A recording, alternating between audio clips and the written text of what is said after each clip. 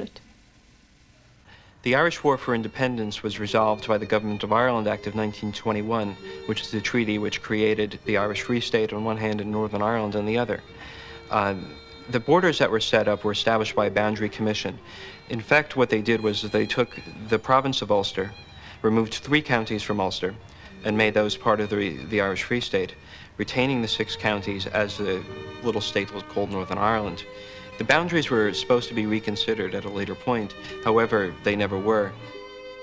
From the foundation of the Northern Irish State in 1921, for the next 50 years following that until the suppression of the Northern Irish government and the imposition of direct rule, the Protestant community of Northern Ireland exercised absolute rule over the Catholics. Very often this manifested itself in denial of jobs, access to housing, access to police protection, and all aspects of social services. During the 1960s, many people, fed up with the obvious inequalities in Northern Irish society and largely inspired by the civil rights marches in the American South, took to the streets in a similar fashion that the American civil rights marchers did, demanding access to all that they'd been denied. Ultimately, however, the civil rights movement was sort of nullified by the violent actions of the British government against the civil rights protesters. Nationalist leaders and new, young, radically minded people formed a civil rights association to end discrimination in jobs and housing. This movement began to take on a nationalist, though non-violent, tinge. A civil rights march was planned for Derry on October the 5th, 1968, but banned by Stormont. There was a grouping in Derry of around the Northern Ireland Labour Party, a radical young grouping, people like McCann, Eamon McCann. There was a strong Republican grouping, and then there were the old people like Eddie McAteer, who declared that if the Civil Rights Association postponed the march, they would march anyway.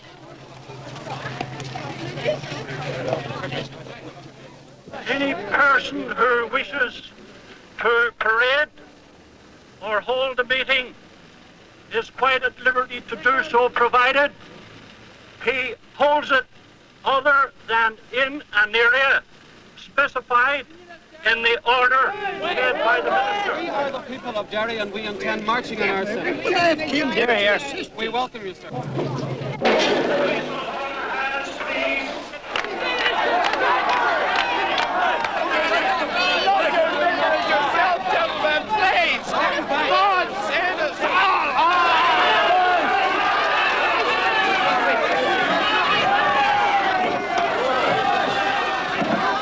The Royal Ulster Constabulary went into action.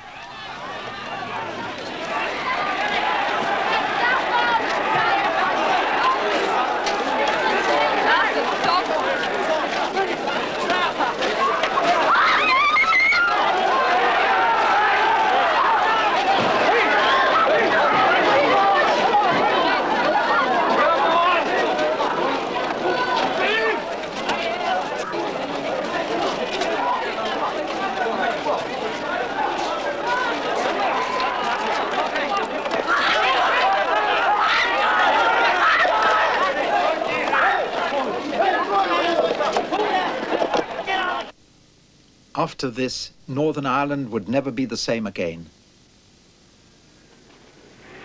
The People's Democracy, a radical offshoot of the civil rights movement, organised a march from Belfast to Derry at the beginning of January 1969. The long march from Belfast to Derry was a perfectly legal march and entitled to police protection. But I think the government took the position that they would allow the students to march and afford them really no protection, so that they would learn the hard way what was likely to happen by over-exercising their democratic rights.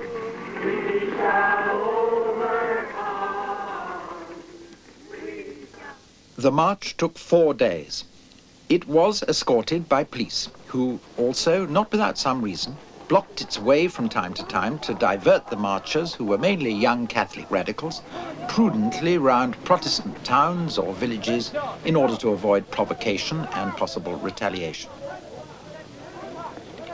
It was when, on the 4th of January 1969, the marchers reached Burntollet Bridge, a few miles from Londonderry, that the real trouble started.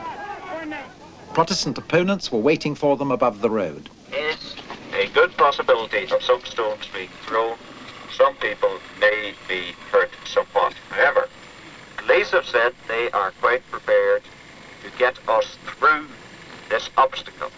And if we all keep in very close formation on the right-hand side of the road, then we should be okay.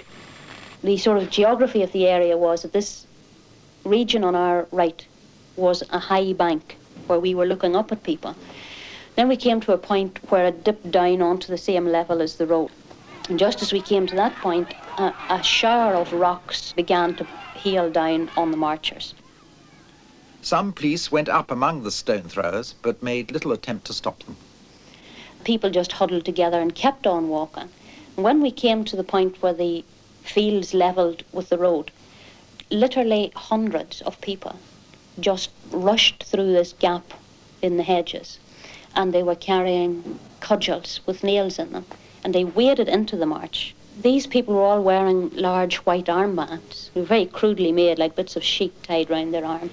Now, the police made no attempt to apprehend these people, but simply prevented the students from escaping to the left, so that we were cornered with no way to go, only forward or backwards.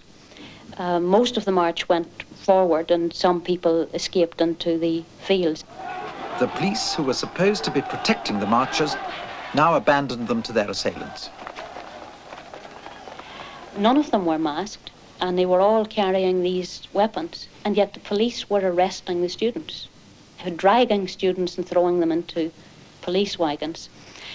And something like 84 students were arrested on that demonstration, and something in the region of 50 or 60 were injured.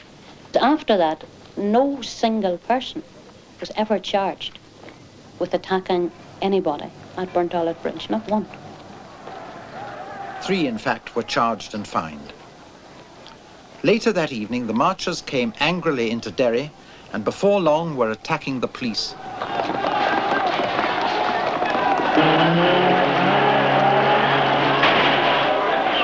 And the police went into the bogside to reply. Because we've lost confidence in the forces of law and order, and as a protest against what they've done to the people of this area, you've taken the upholding of law and order in this area into your own hands. That means that it's your job and your responsibility to protect both persons and property in this area. The law and order in this district is the responsibility of the residents of this district. The police are not allowed into this area. This is our form of protest against what they did here last weekend.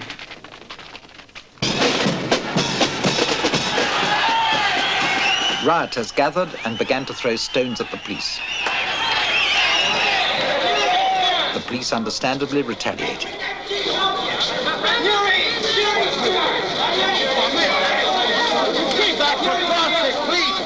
Leaders of the civil rights movement did their best to contain violence, but the situation was soon out of anyone's control.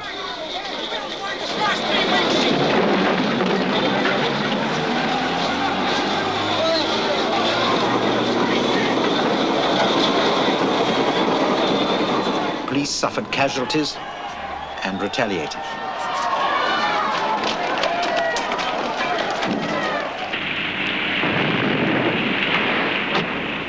Disciplining an obstreperous population, dangerously keen on civil rights, now took precedence over strict law and order. Unionist resentment at the gathering strength of the civil rights movement was getting out of hand, and the police and B specials were not preventing it from doing so. The fact that they saw the police last night accompanied by Paisleyites coming into the Bogside area means that the people are scared that the area will be torn to pieces by the police when they come in. And elderly women are in virtual hysterics, and therefore they're determined to fight to keep them out. And as I say, it's not only the siege of the Bogside, but the collapse of the RUC, and there certainly isn't any possibility of the Stormont government quenching what's going on at the moment. Well, it's pretty frightening in Dungannon at the moment. On Wednesday night, the B specials just ran amok with Sten guns. They drove through the Castley area and let them off indiscriminately through people's houses, through their windows, shot people down without asking questions at all. It's a question of now shooting the questions that come later. If you're in a predominantly Catholic area, you're not safe anymore. Bloody Sunday is widely seen as the event that trapped Northern Ireland in violence for 2 decades. 20 years ago, the nationalist Bogside in Londonderry was a no-go area for the security forces. A battalion of paratroopers was brought in from Belfast with orders to arrest any rioters during a civil rights march which the government had banned. Its route to the city centre was blocked and rioting began. The IRA had said it wouldn't interfere in the march, but a single shot fired at troops from the Bogside confirmed the army's suspicions. Minutes later, soldiers went in. There was chaos. Yeah, as far as I'm concerned, we'll run to fire. You start looking for targets. I changed from an ordinary scoop-up arrest operation to, hey, someone's trying to kill me. You know, let's find out who it is and do the job back. An NCO has revealed that one paratrooper fired more bullets than he'd been issued, claiming he was shooting at gunmen. Knowing the soldier as I do know him, I don't believe he was firing at gunmen. Did you see any gunmen? No. Did you see any nail bomber? No. Did you see any weapons? No. One gunman was seen and photographed in the Bogside. The official inquiry into the killings by Lord Widgery largely exonerated the soldiers. Many of the people of Derry regard his report as an insult. During Bloody Sunday, 13 peaceful civil rights marchers were murdered by Northern Irish security forces. Since that time, there has been no serious effort to confront the Northern Irish problem through the similar tactics of the civil rights demonstrators, the street marches and civil disobedience and all that, because it was made clear that they were susceptible to being killed and attacked by the security forces. The truth of